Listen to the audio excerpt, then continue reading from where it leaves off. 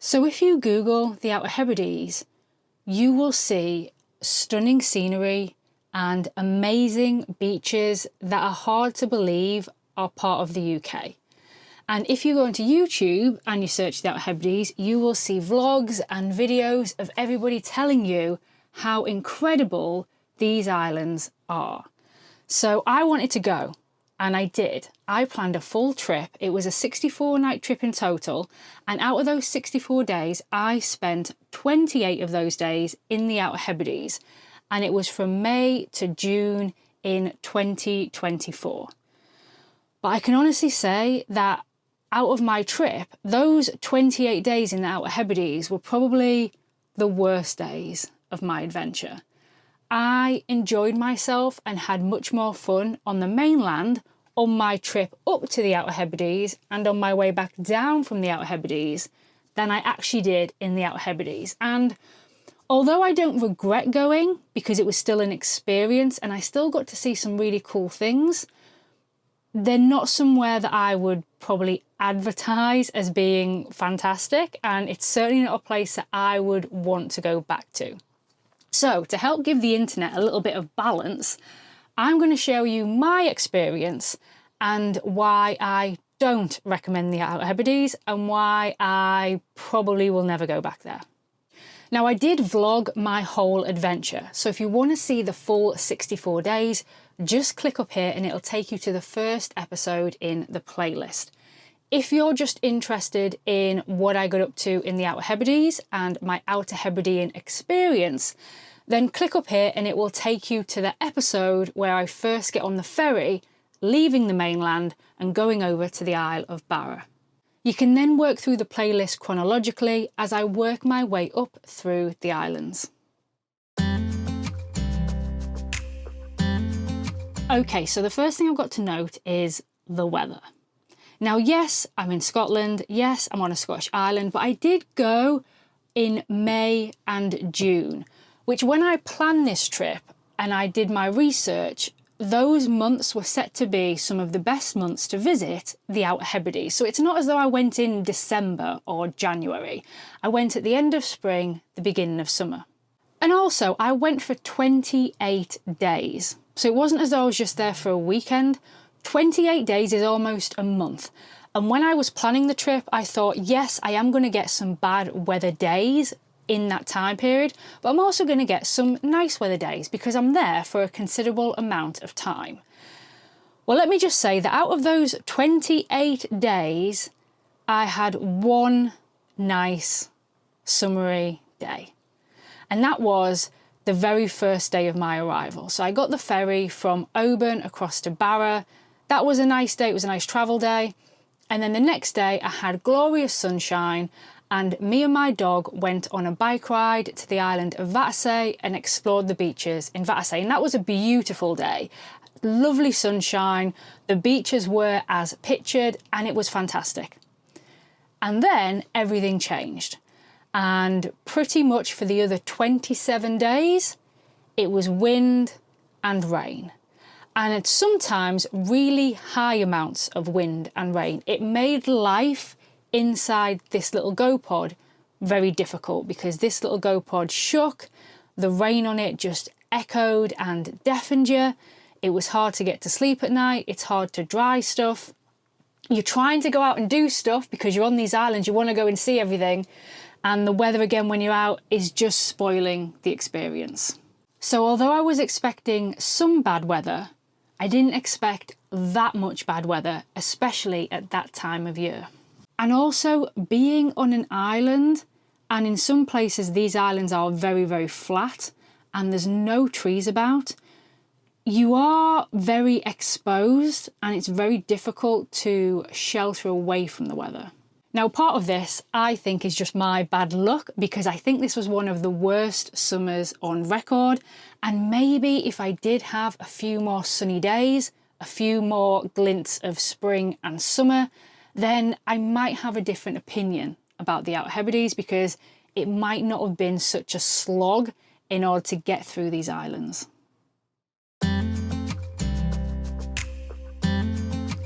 Okay, now my next point is the cost to get there.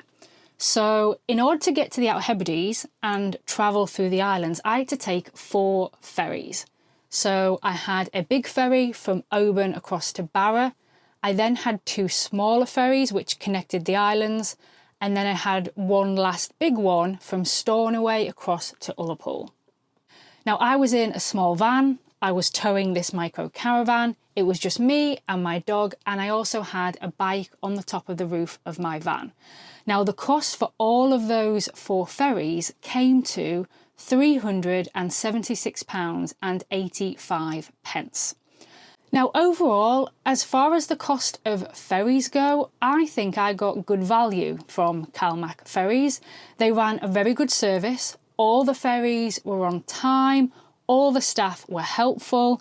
Even on the way back when I was very seasick, they couldn't do enough to try and make me feel comfortable.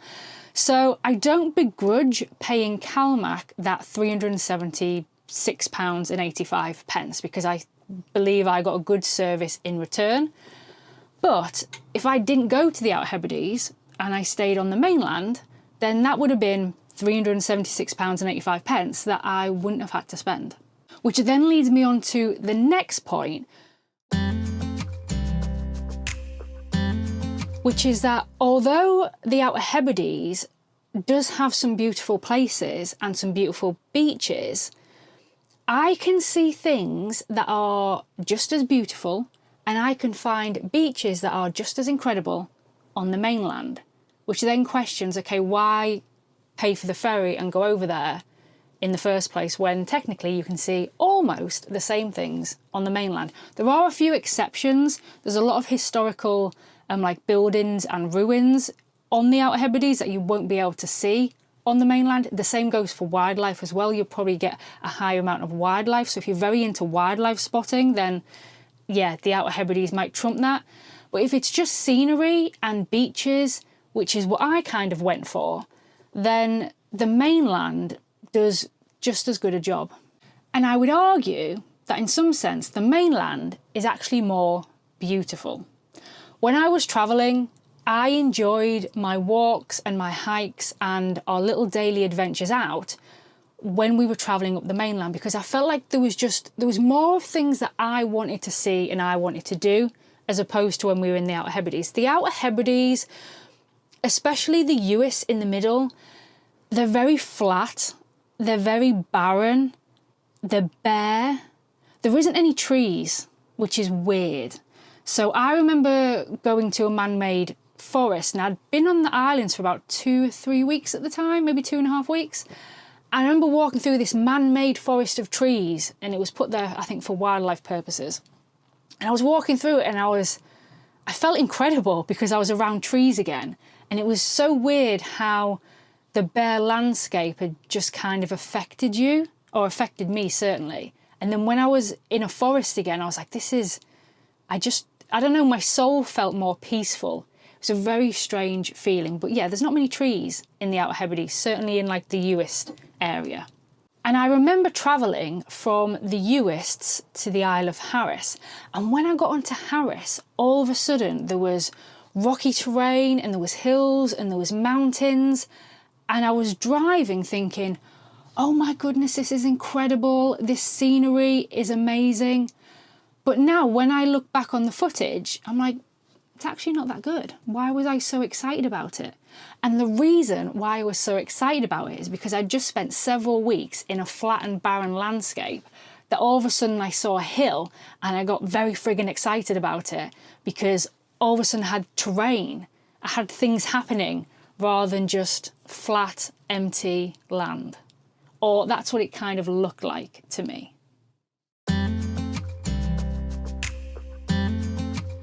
And the last point I want to make about the Outer Hebrides is that during my time there, I did feel very isolated because you are on an island and you are disconnected from the mainland. To give you an idea, the ferries from the mainland to the islands are about 4 to 5 hours, so it's not close. It is a considerable distance. There's also no main hospital on the islands. So when I was on the Isle of Barra, I got woken up in the middle of the night by a helicopter going over and landing, because I opened my window through the night and I saw this helicopter land. And I asked the owner in the morning, I said, what was this helicopter about? And he said, it's probably somebody had a medical emergency and needed to go to hospital, in which case an emergency helicopter comes over, picks them up, takes them back to the mainland for treatment. And that kind of got me thinking, like, if anything serious happened out here, again, I would be reliant on a helicopter being able to get me to a hospital on the mainland in time. Another way that I felt isolated was when I was halfway through the adventure, and the weather had just been terrible for weeks, I was speaking to loads of other campers and travellers, and they were all trying to book ferries back to the mainland. They'd had enough. They were like bailing, they were going, because the forecast was the same for weeks in front, so they weren't sticking around. And they were trying to get onto ferries, but the ferries were all booked out, so they couldn't leave. They were stuck there until they could get a space. Now, I had pre-booked all my campsites, I'd paid for them all, and I'd also pre-booked my ferry back. But I think that if I hadn't have done that, I too would have been trying to get a ferry back to the mainland. And when I did complete my time in the Outer Hebrides and I caught my ferry back to the mainland, as soon as I docked at Ullapool, as soon as I drove my caravan off the ferry, drove to my next campsite and pitched, although the weather was still pretty horrible at that time, I just felt so much better. I just felt better being back on the mainland. I felt as though I had more freedom again. I felt like I wasn't as isolated, I wasn't as cut off, I wasn't as exposed. I don't know, it was just a relief. I was relieved to leave the Outer Hebrides. So that was my experience of the Outer Hebrides. Now, as I said in the introduction, I don't regret going. I'm glad that I got to experience the islands, I got to see them, I got to tick them off my travel adventure list. But if I never get to go back there again, I think I'll be okay with that. So it just goes to show that you shouldn't believe all these tourist websites with these glossy photos, these big production promotional videos, and also these YouTubers that are trying to glamorize travel, because sometimes travel isn't glamorous. And I can tell you now that my time in the Outer Hebrides certainly was not glamorous. But thanks very much for watching. As mentioned, if you want to catch that adventure, it'll be linked up here somewhere or in the description below. And I'll catch you guys on the next video.